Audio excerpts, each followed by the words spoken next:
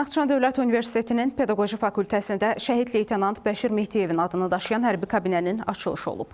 Bu məkan yalnız bir auditoriya deyil, vətən uğrunda canından keçən qəhrəmanlarımızın xatirəsinin yaşadıldığı, gənclərə örnək olan bir məktəbdir. Universitetin rektoru Elbrus İsayev çıxışında şəhidlərin döyüş yolunun gənclərə örnək olduğunu, əsl dərsin məhz onların qəhrəmanlıq hekayələrindən öyrənildiyini vurğulayıb.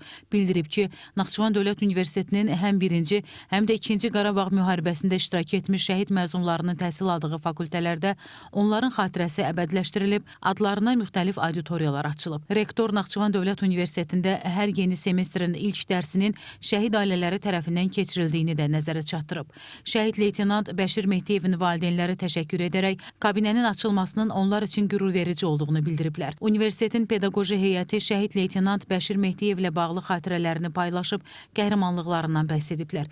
Digər çıxışlarda belə auditoriyaların gənclərin vətənpərvərlik hisslərinin yüksəldilməsində mühüm rol oynadığı, şəhidlərin əziz xatirəsinin qəlblərdə əbədi yaşayacağı vurğulanıb.